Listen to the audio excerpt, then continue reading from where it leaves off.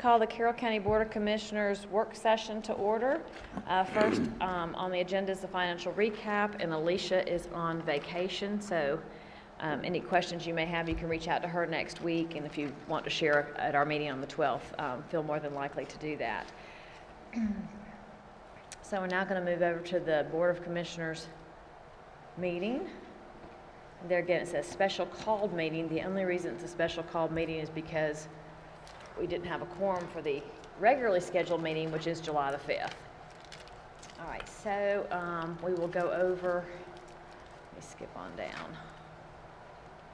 Oh, I also need to tell y'all we have to adding something to the agenda. It'll be Jacqueline with solid waste and Ann Lee with HR. So we will be adding one agenda item for the solid waste area. Okay, so the first thing we're going to move to is a transit development plan, which has been prepared by Three Rivers Regional Commission. We actually have two of the committee members. Here is Gary Thomas and Karen Handel that served on the committee with us. And I'm going to call Stephanie Wagner forward to do the presentation. All right, good afternoon, commissioners. Thank you for the opportunity to be here and present this transit development plan to you all for your consideration. All right, can you hear me okay? All right. My name is Stephanie Wagner. I'm a planner with the Three Rivers Regional Commission, and really wanted to take a moment to thank Chairman Morgan for your leadership in this project, as well as your leadership in Carroll County. Wanted to also thank our stakeholder committee for their tremendous participation in this process. And then also wanted to thank my colleagues at Three Rivers. It was a joint effort, and really appreciate their expertise and contributions. Stephanie, I'm going to interrupt you for just a moment. I forgot Montrell McClendon was also on the committee. My apologies, Montrell. No worries. All right, I'll be real quick. Just wanted to do an overview of the Transit Development Plan, or the TDP, for your consideration. The TDP is a requirement of Georgia Department of Transportation for service areas that have transit to stay eligible for funding. These TDPs are required to be updated every 5 years. This is a 20-year planning horizon, and Carroll County does not have an updated TDP, which is very normal for counties here in Georgia. And so GDOT, because of that, because of counties not having current TDPs, what they've done is they recently published a guidebook to help counties do TDPs. This guidebook aims to make plans that are consistent, that are local, that have a lot of stakeholder input, that are based on a vision statement that's created by the stakeholders. In this slide is just a screenshot of the cover of the guidebook, as well as just an overview of the components that they're looking for at GDOT in our TDP. And I'll go over the process that we went through for the TDP development. First and foremost, there's a stakeholder committee that was created thanks to Chairman Morgan. We met 3 times during the spring, and it was a wonderful committee, very dynamic, and had a lot of representation from the business and nonprofit community here in Carroll County. Another big part was doing the needs assessment. We did that in-house at Three Rivers, as well as with the stakeholder committee.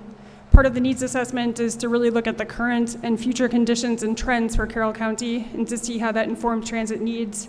So this involves looking at demographics and socioeconomics, looking at current land use and future land use, and looking at the existing transit system. We also consulted existing plans. There are a lot of robust plans that are already in place here in Carroll County. There's the county comprehensive plan that you all might have been involved with. Each city also has a comprehensive plan. And then in 2014, Carroll County did a long-range transportation plan that we also consulted for the needs assessment. And then, of course, everything also was based on public input from stakeholders. As part of our analysis, we needed to look at specific populations that GDOT wanted us to look at.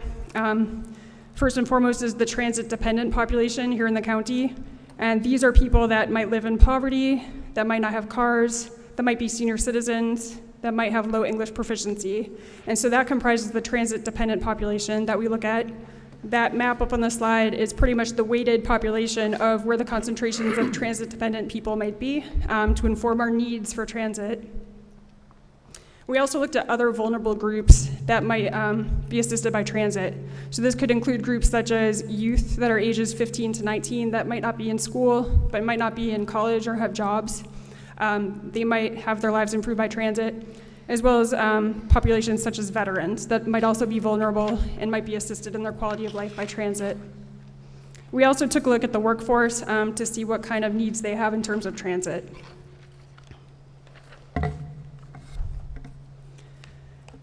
In our needs assessment, we looked at the existing system, which, as you all know, thanks to your efforts, is the Carroll Connection. This is the current system in place. It's an on-demand transit system here in Carroll County that came online in 2018 through a lot of effort, which is much appreciated. This is just a snapshot of their operations in 2019. We decided to do pre-pandemic numbers just to give you an idea for the service area. There are 6 vehicles in the Carroll Connection fleet.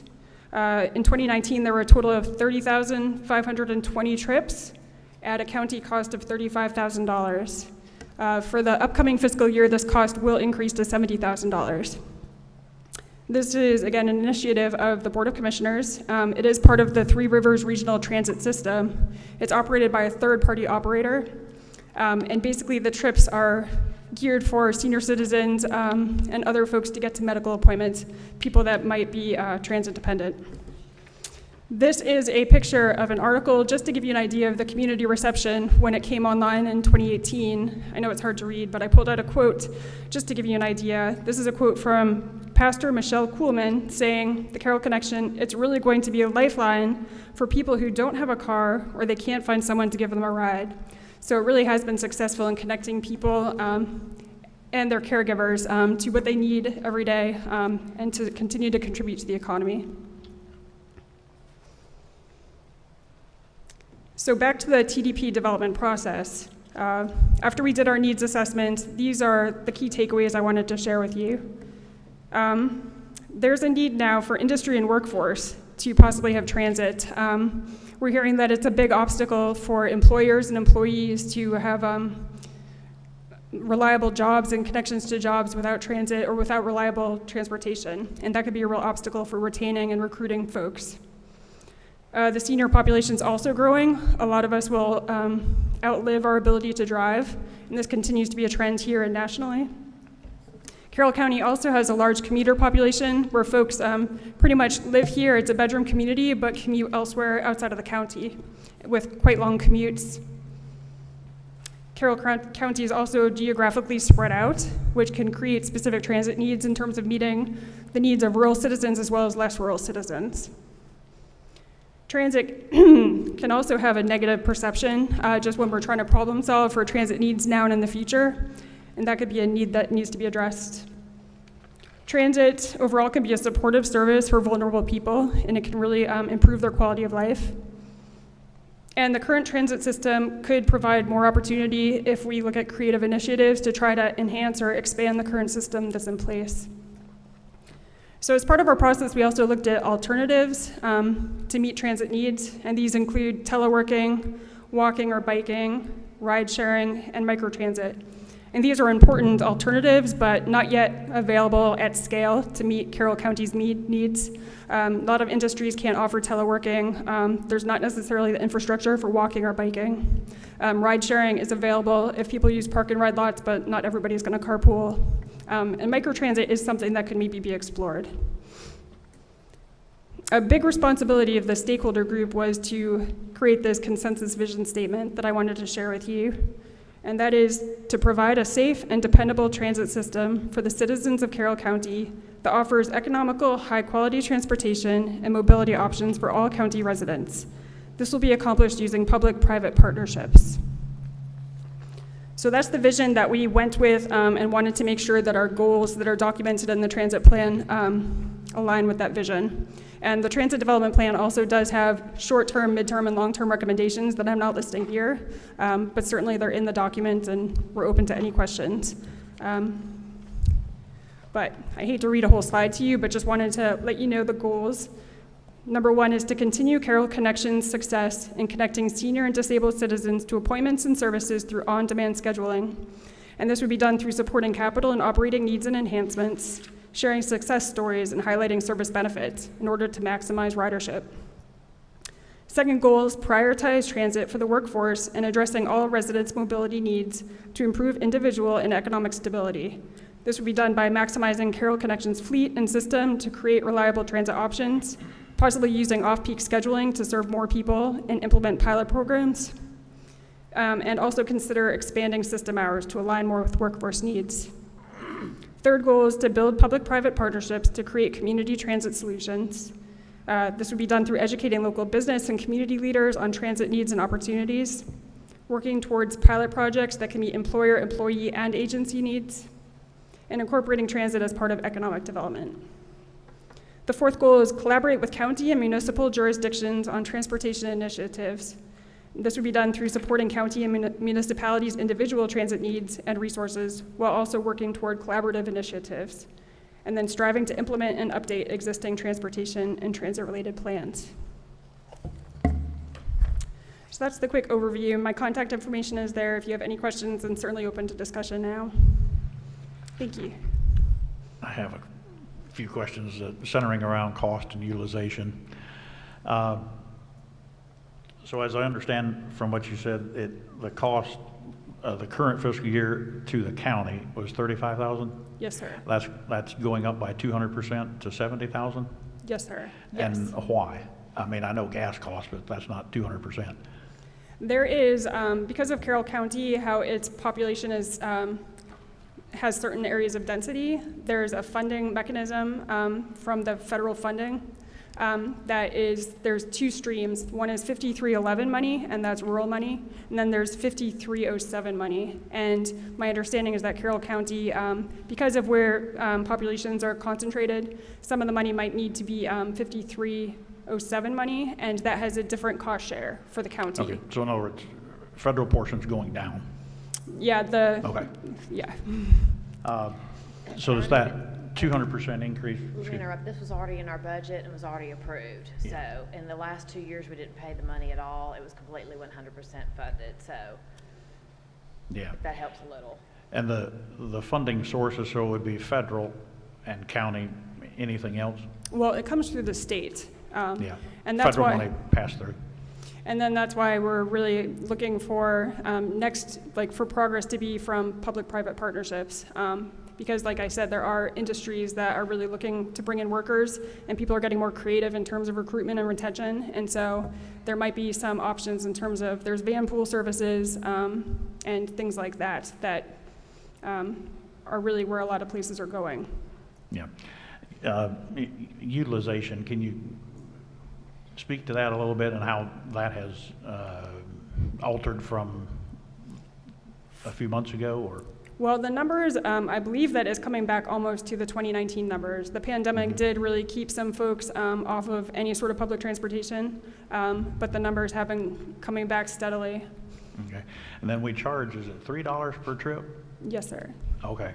So it isn't a free service to the, okay. Correct. And so what would be like the net, I guess, cost per trip to the?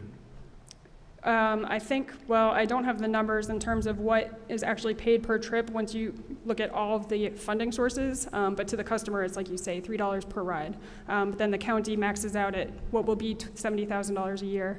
But then for Three Rivers, as we are the administrators, then we need to bring down grant money from the state, and I think it's something more like $12 per trip, something like that. So that's where GDOT steps in with their grant. Okay. I guess my only question is we're not looking at any kind of fundamental shift in what we're doing with our transit in the county? No, sir. This transit development plan, it's basically to capture the current conditions, to look at how things might change over the next 20 years, and just to get thoughts together in terms of what might be needed, to really look at the existing system and to see if that needs to be enhanced at all, and just pretty much put down a wish list. So things are documented on paper. If additional money were to come down, any funder would be looking to make sure that projects are documented in a plan. Ms. Wagner, I have some questions. Thank you for being here today, and thank Yes, you sir. for your presentation. One of the bullet points that I had read when I went through the document, it was basically stating that we were doing a good job of meeting senior connectivity needs through appointments. but we're lacking in the areas of actual employment. One of the things that we talked about, and this happened before I came into office, this program was approved, but I was following it as I was running for office at the time, and one thing that we've talked about is the ability to tweak it, and you've covered that a little bit. How much analysis has been done to tweak, whether it's the days, whether it's the hours, whatever that situation, to maybe accommodate more of the area of employment that you feel that the county is lacking in? Well, currently it's just at this discussion level, but it's true that there's a disconnect. There is not much capacity during certain hours because there's a conflict of just more clients than can be accommodated. And so, for instance, like from 8 to 10 a.m. is when seniors need to get to enrichment centers, but it's also when people, that's on the late side even, would need to get to work.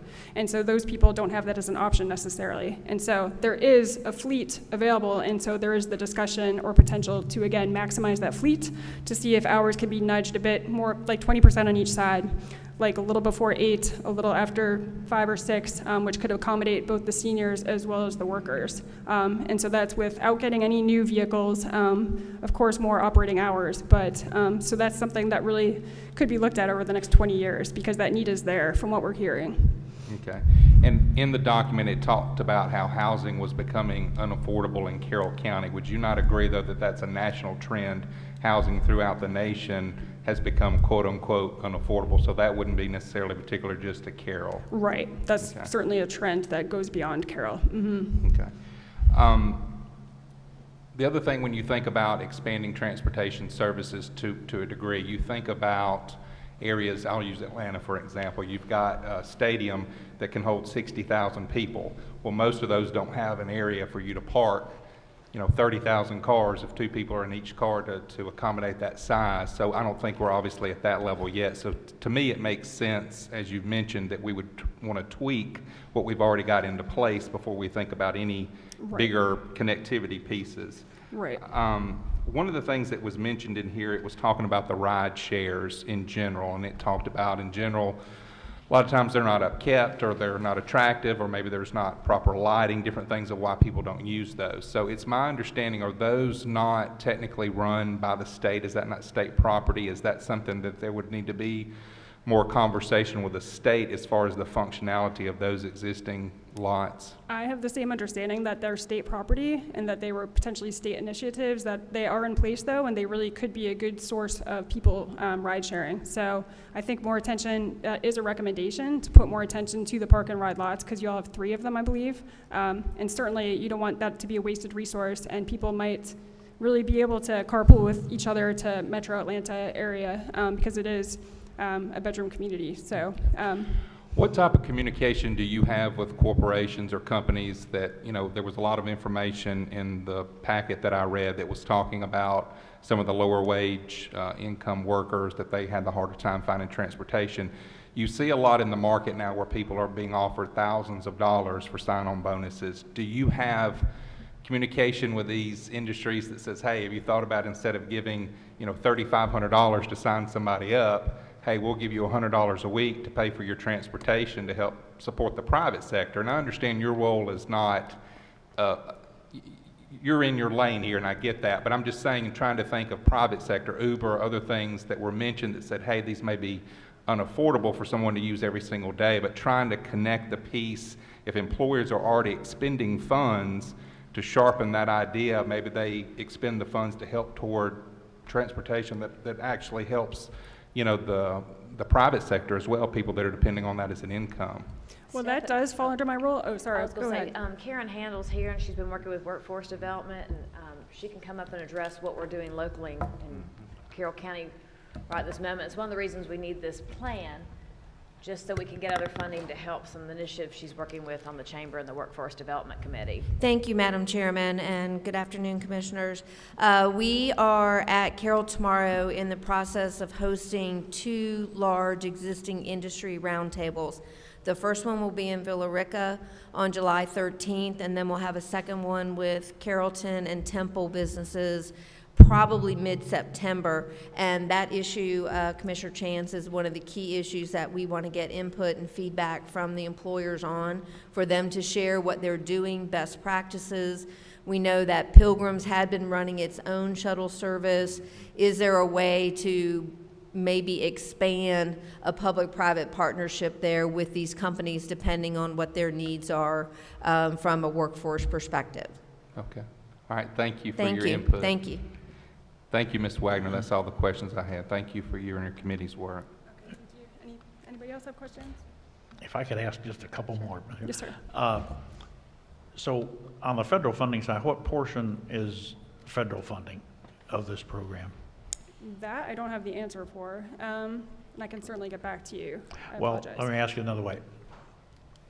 The county funds, if it's going up to 70,000, what proportion do you think that covers of the total, roughly?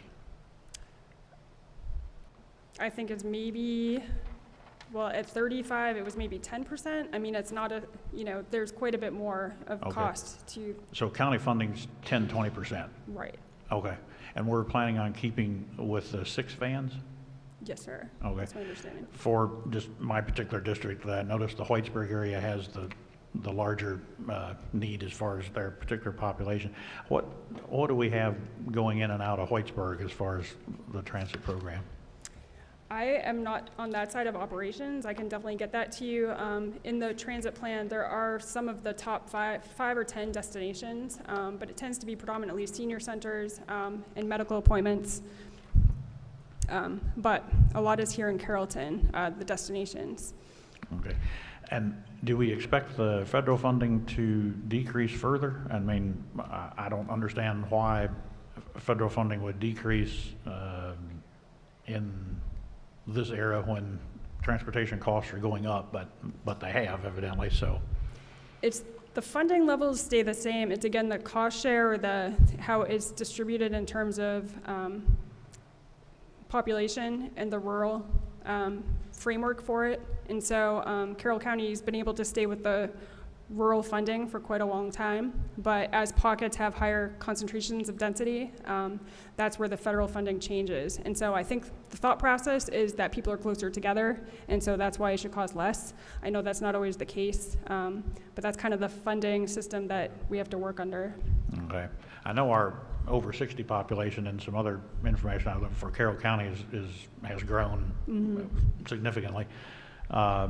And so if we want to keep this program, I'm just wondering if our costs might go from the 10, 20% range to the 30 or 40% range. Well, the agreed upon budget for this upcoming fiscal year is the 70,000. Yeah. I think that it's been projected to stay that way. I know at Three Rivers, we had a consultant come in to do a sustainability plan for the rural funding program. And as it transitions over to that 5307 funding that I talked about, that some counties are just going to have to, that's just the funding scheme for their particular populations. So Okay. we're really working hard to keep the costs down and to make sure it's sustainable. Yeah. Can you keep employees to drive? I'm sorry? Can you keep employees to drive these vans? In other words, are 6 vans always operational? Well, that can be a challenge. We're also working in Troup County, and I know that they constantly have to have job announcements because it's hard. There isn't a lot of money to pay people. You get special people that work great, but they tend to be retired, things like that. And so it's hard to find people that you can necessarily keep in the job, aside from when you get good luck about getting retired folks that can not demand a very high wage. Well, let me ask that another way. Of the days of operation that the program is available, how many days or what % of the days would we have had 6 vans available? My understanding with it is again a third-party operator, but I believe that the operations are going fine with that. And I probably Troop is not necessarily an apples-to-apples comparison because they operate theirs in-house. But I have not heard that the operator can't keep the vehicles going each day. But I can also, that's something I can get back to you about specifically. Yeah, that'd just be interesting because, I mean, if we have 6 vans and only 3 are able to be driven, That's not my understanding. Okay. Okay. Yeah, that would just be some good information, I think, to have. How much of the time do we actually have 6 available?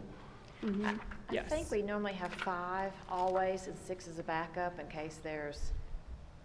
But I think we've agreed to run 5, and the 6 is a backup in case something goes wrong with one of the vehicles, or Yeah. there's been an accident with one of them or something strange. So really, 5 is what we physically put on the road every day, and I think majority of the time, And Charles, I'm just gonna throw you out for a second. You're there, I mean, we don't really ever have buses sitting there all day long. They're pulled out every morning. They're parked Okay. over at Public Works, so they leave from there and return to there, so. Okay. What counties, is Caida County included in this? Which county, sir? Caida. No. This is just for, What are you looking at? The Three What are Rivers. you looking at? Yeah, well, Caida County, are they part of this? we have Coweta. No, Caida, it's not Coweta. They're part of Three Rivers, yes. Yeah, but are this is just- they still part of this? We have a 10-county region.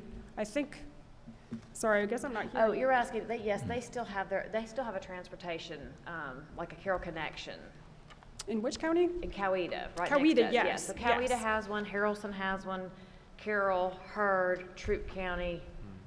Everybody and does. I can't remember, but yes, everybody has, very similar to our Carroll Connection. Yes, some of the counties go cross-county. So Carroll County stays within county borders, as does Troop. But some of the other counties are inter-county, so Okay. sorry for not being clear. No, I was told that Caida dropped out, and I just wanted to make sure they haven't opted out. Okay.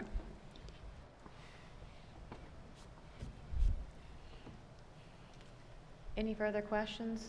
Are you good with putting this on a consent agenda for July the 12th? No, I'm not. I haven't had time to study my Okay. computer, so I need a little more That's time fine, with this. that's no problem. So Yeah. we'll address this again. Do you need Stephanie to come back on July the 12th, or are you good with maybe reaching out to her during this time? Well, if I have if more questions come up, I'll let you know. Okay, Thank you. thanks. Happy 4th. Thank you, you too.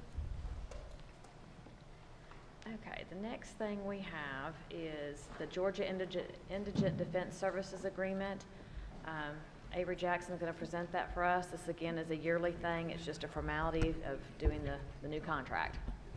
Yes, Commissioners, for your consideration, we have the IGA with the Public Defender's Office that we do every year based on the budget that's adopted by the Board of Commissioners for that year. And the budget is increasing some, as the Commission discussed and went over during the budget process. And I think that is the major update to the agreement for this year. I do have some questions for Ms. Simmons that I'm going to reach out and ask her about, just about some of the details. If X happens, Y is the answer. But nothing that at this point in time that would keep me from wanting to put it on the consent. I could always ask to pull it if there was a concern after I speak with her. Okay. Any other questions or concerns? Y'all go with putting it on consent agenda? I'm all right with this. All right, now next we have, thank you, Avery. Next we have Recreation. Thad Ferguson is here to present construction of a new multi-purpose field. Good afternoon. Hope you all are doing good. So in your packet, you should have had this kind of a brief overview of kind of what we're proposing to construct across the street from our new gymnastics building. There's a nice 80 to 85,000 square foot parcel of land where a good bit amount of dirt was taken away probably 3 or 4 years ago to use to construct something else within the county. I'm not exactly 100% sure what it was used for. But we have a nice flat area over there to where we could definitely use some new green space. There's also a parking lot over there, so that would also help alleviate some of the parking that we have in our main complex hub around the gymnasium. So basically, over the past 7 years, I've been here about 9 years. The first 6 as an athletic coordinator. Tried to keep up with yearly numbers of kind of what we had on a yearly basis. So there's probably numbers that go back further than I've been here, but we average about a little over 1,000 in the spring and right at about 1,000 in the fall. This past spring we were close to about 1,200, and then since COVID, our numbers have really shot back up to kind of pre-2017 numbers, and 2017 was kind of our highest number back in the day. But this spring we had about 500 in baseball, which is a record number to my knowledge, and then also in soccer we were right under 400, which was another near record number as well. So basically the biggest portion of our numbers come from our 4U through our 8U program. So this past spring in baseball, we had 120 kids, 6U baseball, softball, 167, 8U baseball and softball, 134. A total of about 496, so 348 of that 496 is coming from a 4U through 8U program. Soccer side, very similar, 4U, 57 participants, 6U 92, and 8U 93. So out of about 382 participants, 242 of those are coming from that 3 age group section. So basically, in the springtime and the fall time, when we've got volleyball going on, we've got year-round gymnastics going on, we've got soccer going on, all that kind of takes place right there around the gymnastics building, our gymnasium, the multipurpose, the track field that's right there all together. So really there's one main parking lot right there that everybody parks in, and it gets super congested. So what we would like to do to help alleviate, A, some parking issues, and B, to get some of the kids from that area to a different spot to kind of spread them out a little bit, would be to take this make this new land something usable for our kids. So we used it this spring as a test run to kind of help alleviate some of the parking, because we knew our numbers were going to be outrageous as the numbers were coming in. Not a problem. We love big numbers, but that does make logistics a nightmare. So we did have to move some stuff around to make it work. Moved our T-ball to our main football field. Problem with that is there's no lights on those parking lots, so those 3 and 4 year olds that are crossing the street a little bit later, early on in the spring, it's very dark down there. So this would get them to the new section as well, where there's lights in the parking lot, so it's a safer avenue for them as well. But we tried 2 or 3 years ago, when I was the interim, Ben Skipper was helping out at the time. We tried to throw some seed down over there. We do have a yearly contract with Peach State Turf Care, who tried to help us as well, but nothing that we tried ever rooted and ever grew. So basically this spring, they were playing on weeds and some dirt, but it was the only thing we could do to have enough space to make it work this year. So as you kind of look at the budgeting issue, I've kind of talked to some people just to try to get a rough breakdown of what it would cost to make this happen. Now these are obviously just professional conversation estimates, so nothing in stone obviously until we start getting bids or quotes and stuff like that. But the biggest thing that's not listed that kind of give you an update on would be the electrical power. So Mr. Yates gave me a gentleman named Bart Cater, I think, with Georgia Power. I spoke with him this week.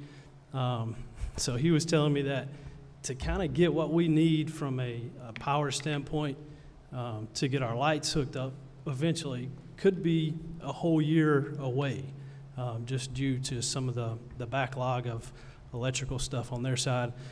Kind of a little bit over my head, didn't really understand it, but he made it sound like it could be a year before we get lights over there. So lights are not something that we definitely need. We can play without the lights. But we would need to get some type of smaller power, hopefully to get the restrooms up and running at some point, so they do have lights. But, it's roughly around $500,000, probably a little bit more by the time we get power set up. And then also there was 2 other things that I did leave out, and that was just man hours between our department, Public Works, as we would assist. Hopefully they would assist us with that. And then West Georgia Surveyor, just to kind of get it, once we get the power in, irrigation in, to get them to draw us up some maps so we'll know exactly what we've got in the ground over there for future reference. But it's kind of a brief overview, and timeline, as you can see down below. Some of that, again, maybe have to push back just because of the power issue, but if we'd love to get started as soon as approval is granted, for sure. So, any questions? Mr. Ferguson, you did a good job with your documents that you provided, kind of giving the outlay of the history and where we've arrived at today. So thank you for that detailed information. The questions I had, was this a long-term budgeted item in SPLOST or that may be a question for Ms. Cersei. I don't know. I know you present packets to the board each year, but I'm just wondering, is this something totally new, or did we have this in our horizons? Is this something we expected to do through SPLOST? This was not originally in our, I think the previous SPLOST that we did kind of draw up 2 or 3 years ago, maybe this was not part of that. So this is just a newer need that's come up over the past year or so. Okay. On the revenue side, I understand that this doesn't necessarily have to balance itself out, but we do take in revenue, obviously, from you signing registers up, and then also through the concession stands and so forth. Is there a way that you could document, either through an estimate, and then certainly as we get started, if you think, hey, this new field's been able to accommodate, you know, additional amount of players or whatever that might be, to try to give us some kind of, you do a good job of tracking, and I'd like to see what we think that would do to increase on the revenue side. Here again, I'm not trying to get to the point that it would pay for everything, but I would like to see what kind of return on the investment it would have just from that standpoint. Yeah, we definitely could throw that back once we kind of see the registration numbers come in from year to year. And I think they're going to continue to grow. You know, like I was saying earlier, anytime there's a World Cup, every 4 years, soccer numbers seem to jump up. Anytime somebody in the area, like the Braves won the World Series, we see those spikes. And I think it'd be something we'll continue to see. The soccer is growing pretty rapidly. And with the World Cup coming to Atlanta in a few years, I think we'll continue to see those numbers spiking as well. So that's definitely something we'll keep up with and can pass along when those numbers are in. The only thing that concerns me is what you don't have a number for. And no offense to Georgia Power, but they think a lot of their services, and so that scares me. Is that going to be an updated transformer, and what is that going to look, what is that going to entail to be able to add, or do we have the capability and it's just a matter of hooking up to the system we already have? That scares me, though. It scared me a little bit talking to him, just because he was mentioning some upfront costs depending on the amount of power that's needed for the lights and for the concessions. So when I was talking to him about 200 amp circuit breakers, and I think the lights were needing about 480 volts. So I've got to get some more detail to him so he can kind of shoot us back with a little bit better of a number. But I have no idea what that number is going to be. And that's, talking to him, it didn't sound like it was going to be a cheap upstart. So, so there's a lot of fluctuation with that number for sure. And that's something, talking with Alicia a couple weeks ago, you know, the lights, it's not a specific need right now, but eventually, obviously, we would love to have the lights out there. But obviously, the way everything's going on now, probably the longer we wait, the more it's going to cost in the future. But that's something, that's one of those things the lights we could do without, and possibly get a smaller power surge over there just to get the irrigation and the concessions restrooms up and going, to at least get us started. Would I rather do it all at one time? Yes, but sometimes, you know, we can be flexible for sure. If this is the property I'm thinking of, I guess I've seen the sheriff's office over there doing their driver courses. Are they okay? In other words, will they have alternate space, or maybe they're planning this in conjunction with their new driving course? So just wanted to throw that out there. So they do use that parking lot over there sometimes. They also use our big parking lot, which is kind of between our two fields. So it really wouldn't damper their training skills and time when they come over there. They're typically not on the field themselves, just using the parking lot. But typically they're out of there by 4:30 by the time our people start coming in the evenings. We try to make sure they're there by 8 and gone by about 4:30. So there's not a conflict of interest there. Yeah. And this would be used, as your recreational facilities are, for just recreational youth teams. In other words, outside of specific school teams and that kind of thing. Great. This will just be basically for because our goal or our vision is to house our T-ball unit over there, which is our 4U program, and then our 4U and 6U soccer program. So it'd be mainly for our kids that are 6 and under only over there on that section. Okay. I noticed your water tap fee, and I guess with Carroll County Water Authority raising those, you probably have to budget a little more for that. So Davey Spradlin was good helping us out with the city side, and it went up as of July 1st. That sewer tap went up. I spoke with Matt Wyndham. He came out last week, and the water tap was, I thought was reasonable, and then our side of it, so shouldn't Yeah. be. He didn't mention anything about it going up after July 1st, so. Yeah. Well, it's going up. I mean, are you gonna settle this before it goes up? Because the water tap fees are going up. September 1st. On the Yeah. county side? Yeah. Well, he gave me a number, Okay, and he didn't seem like it would be budging any, hold so. him to it. That's all right, hold him to it. We'll hold him to it. Hold him to it. We'll hold him yeah. to it for sure.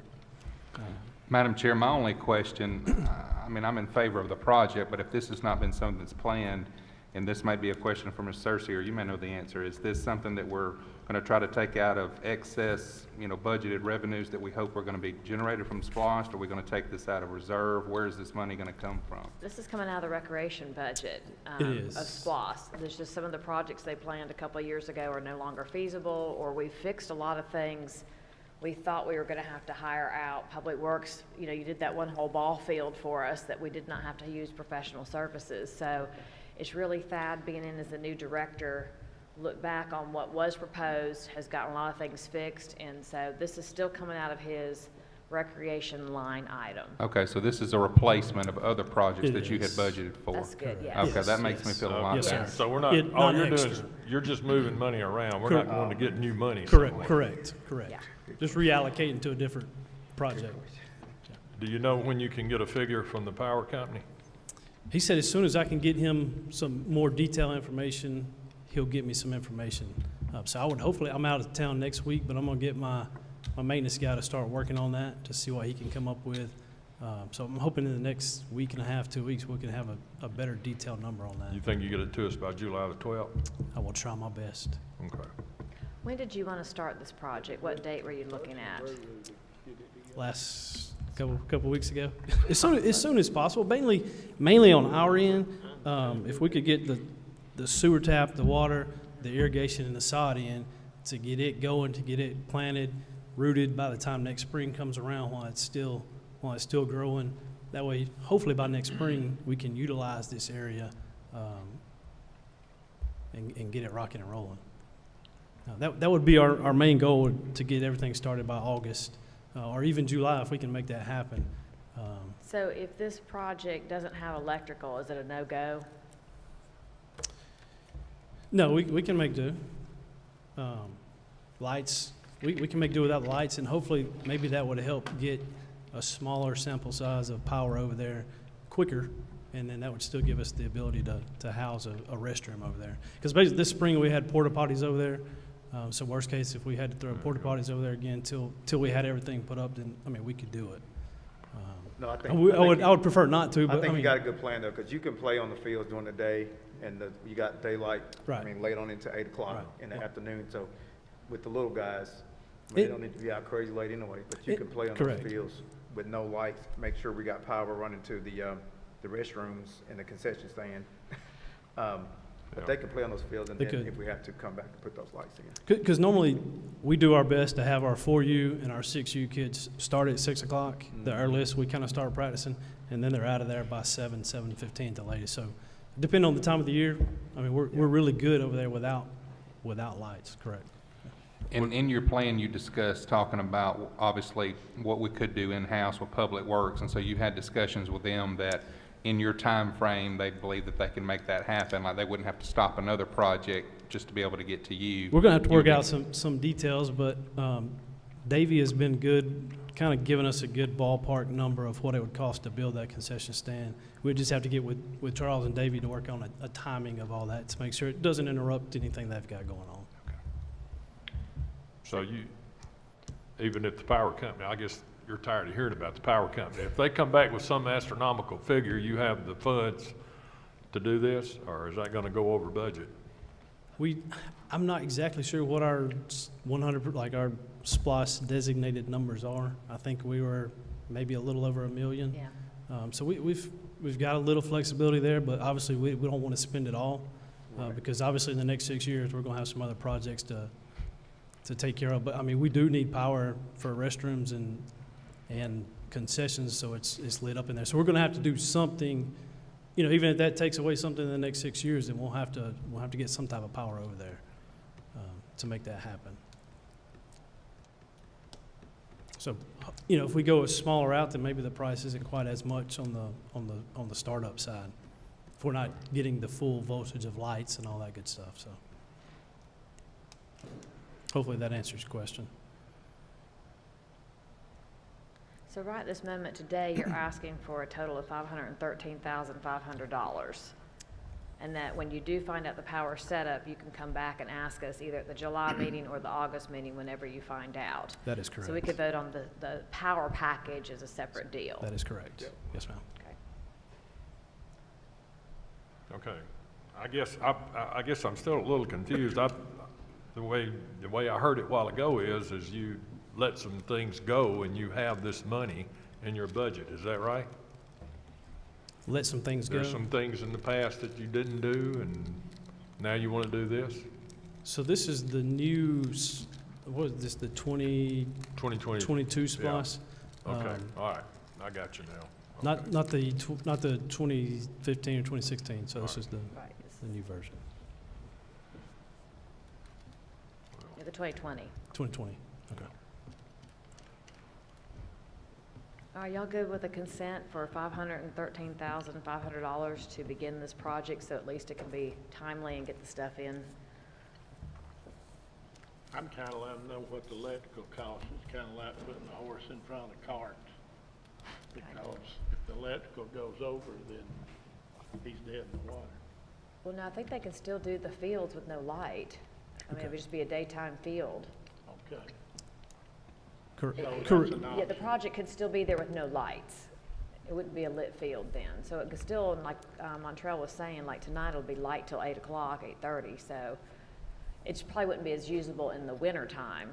Correct. But, you know, lots of times it's very cold then. And But we're typically done by the time we're done with that age group by the time the time changes to where it wouldn't affect us out there. Let me go ahead and testify. Mine played baseball, played football, and ran track over there, and we were never out there when the sun went down for practice, when he was a little guy. So that's why I'm confident that the field would be used. And on the weekends, the field is wide open from 8 o'clock in the morning to wherever in the afternoon, so, and the summertime, so they could use that field because, I mean, we were never out there that late when Feeney was a little guy that age. Okay. Yeah, I'm good with that. Let's take a look at, the field's fine. We'll take a look at the power later. Okay. And I think we would want to word the agenda item up to 513.5 because technically we're not approving any contracts. So, I mean, that may be a technical term, but we don't want to approve just that amount because we're not hiring a contractor to come in and do it. We're estimating, so up to that amount for an approval at this point. so I have a consent to put up to $513,500 towards this new field on the consent agenda. And as soon as Thad has an idea of power, we'll put it on the very next meeting that's available. Sounds good. And then, yes, you are correct. Anything that has to be contracted out, they have to come back for. So it's a multi-question, multi-ask Make it happen. agenda item. Thank you, Thad. Thank you. All right, next we have fire rescue equipment purchase, and Chief Barnwell could not be here, so we will wait till July 12th for that one. So we'll go to 9.6 and 9.7, and I'll go ahead and make 9.8 also your third request. So I'm going to ask Jacqueline Doss to come forward for the two requests on solid waste, and then you and Ann can do the third one.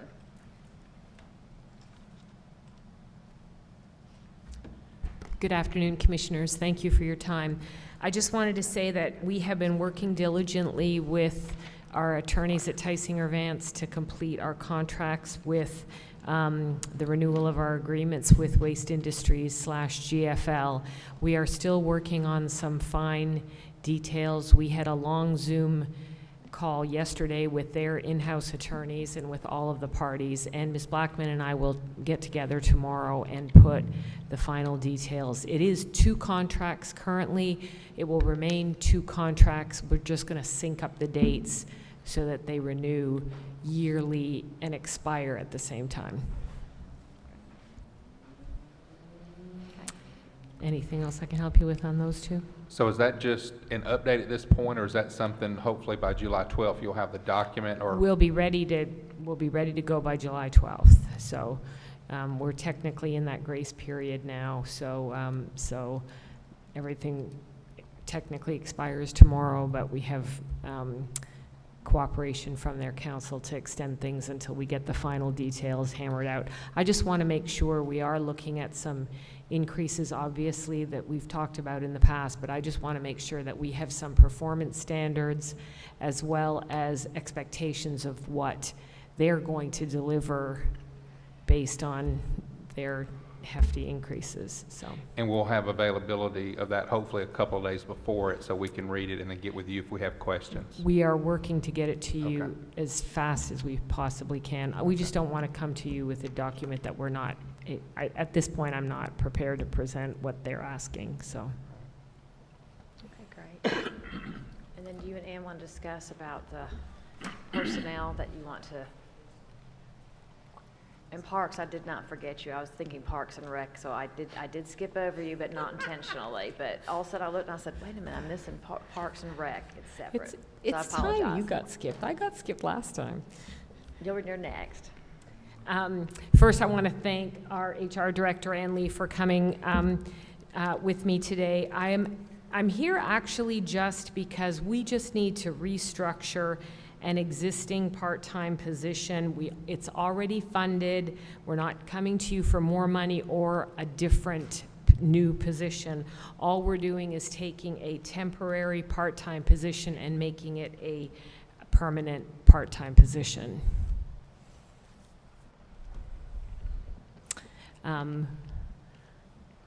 Any questions about that?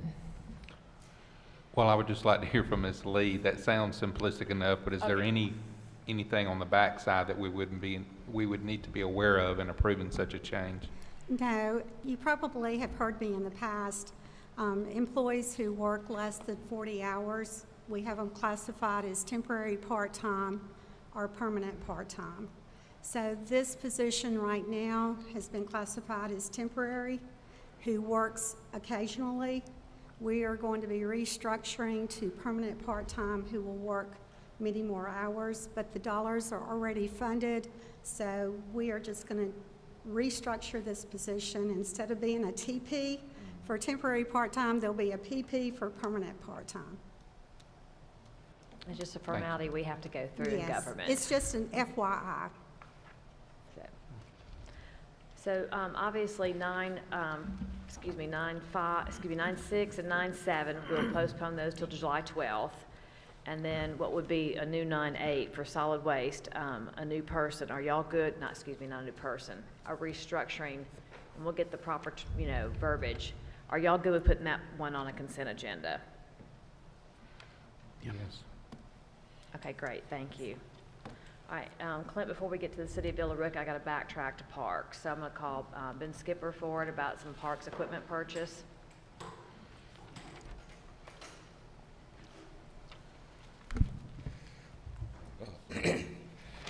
Chairman, Board of Commissioners, Danny with Public Works helped me here with getting out the bids.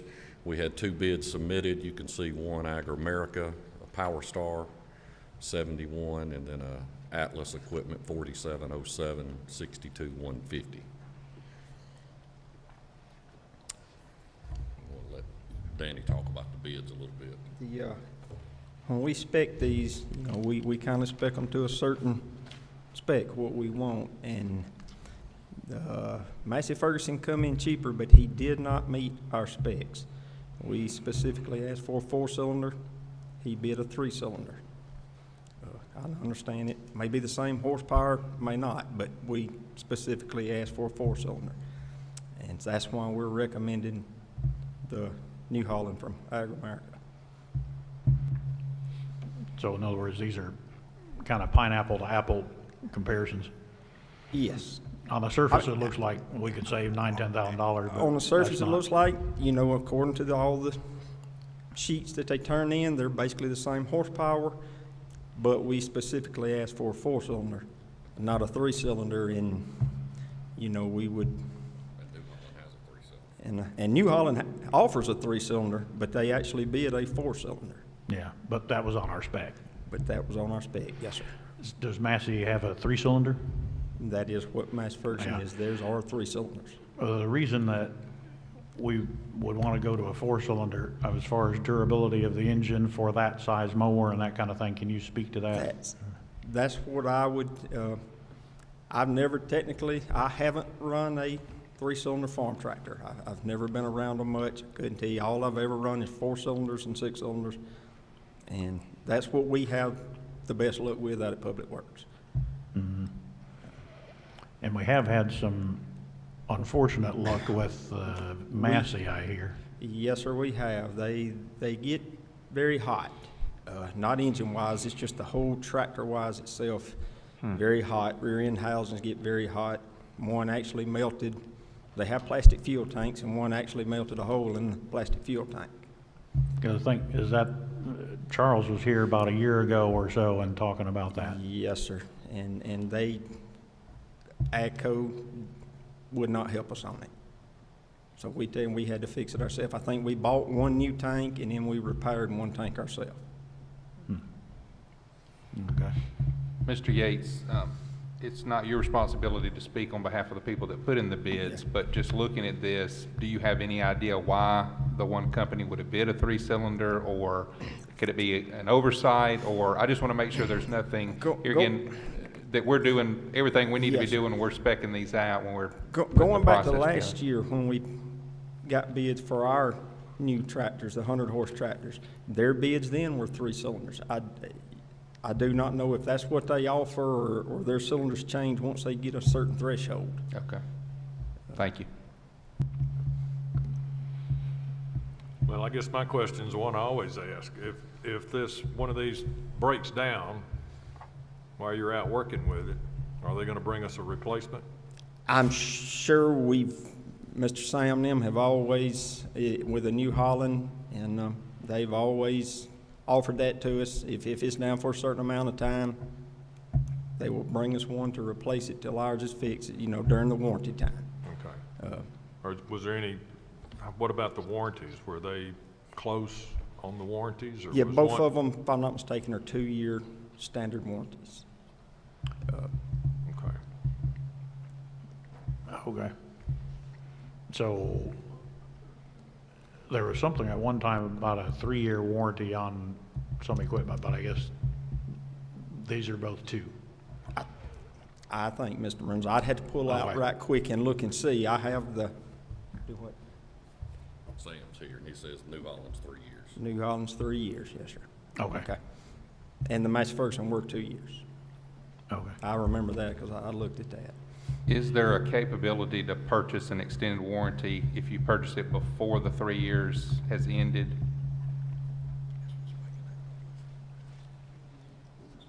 Come on to the mic. Yes, sir. Come on Yeah. up, speak. Come up here, Sam.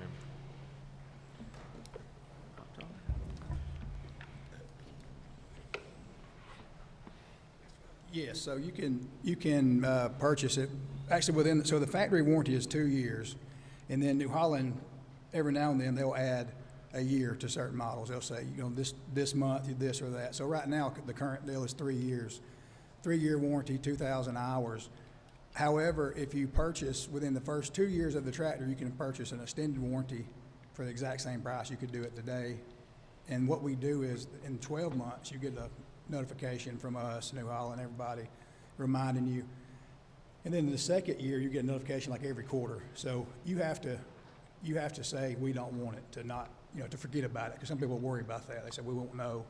But we do a good job with that, communicating on that. So the warranty is very strong. Thank you, sir. Absolutely.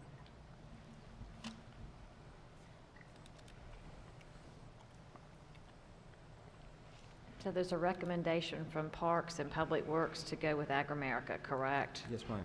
Okay, so is there a consensus to put the Agri-America New Holland Power Star 75 and Rhino Implement 2150 for $71,950 on a consent agenda? I'm good.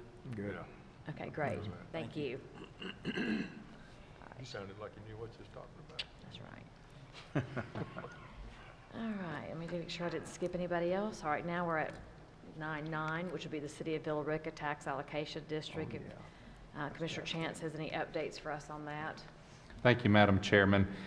As the commissioners will remember, we discussed this at our last special called meeting, and we did proposed to send a non-binding counteroffer back to the city of Villa Rica.